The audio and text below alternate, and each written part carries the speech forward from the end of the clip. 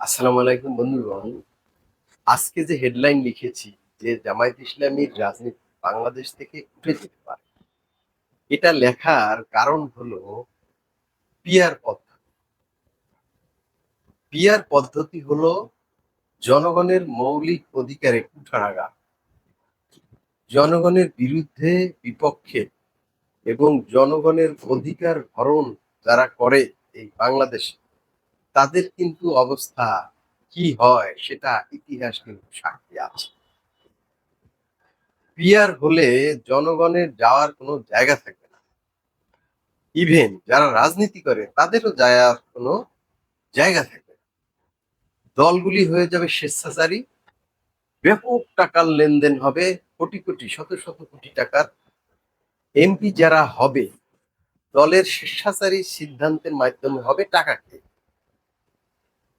জনগণ যেমন আমি আপনি এমপি বানাবো জহিরুদ্দিন স্বপনকে, দল করবে কি সেখানে এমপি বানাবে মিজানুর রহমান।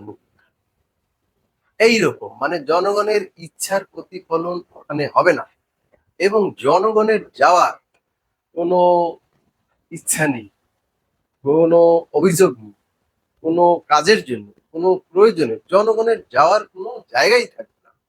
এবং পিয়ারের মাধ্যমে যারা এমপি হবে তারা জনগণকে গরু ছাগল মনে করবে না। মানে তাদের কাছে যাওয়ার কোনো পথ জনগণের থাকবে না, কারণ জনগণের ভোটের মাধ্যমে তারা এমপি হয় নাই, ওটা দলের সিদ্ধান্তের মাধ্যমে হয়েছে। এখন কথা হলো যে জামাতের কি, জামাত যদি পিয়ারে অনড় থাকে তাহলে বাংলাদেশে কাছাকাছি ভোটের সম্ভাবনা কম।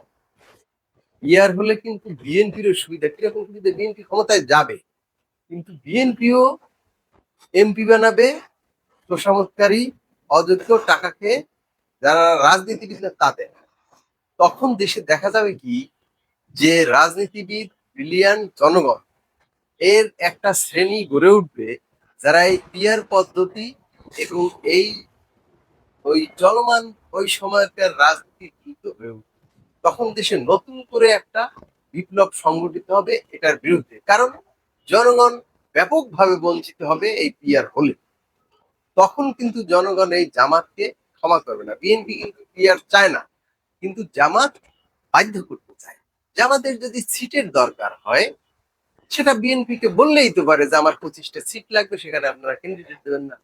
কিন্তু পিয়ার করে জনগণের অধিকার হরণ করা, এই জনগণের অধিকার হরণ করতে গেলে জামাতকে এর মাসুল দিতে হবে।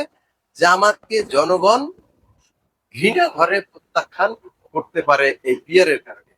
বাংলাদেশ তো আর ইউরোপ না, বাংলাদেশ তো আর মধ্যপ্রাচ্য না যে এখানে আমার একটা দল, আমি এক নায়ক, আমি যাকে যাকে মন চাইলাম তাকে তাকে বানালাম, জনগণ ওইটাই মেনে নেবে, তা নেবে না। বাংলাদেশের মানুষকে শাসন করা করা খুবই জটিল এবং এখানে জনগণের ইচ্ছার প্রতিফলন না হলে দেশে অরাজকতা এগুলি থামবে না।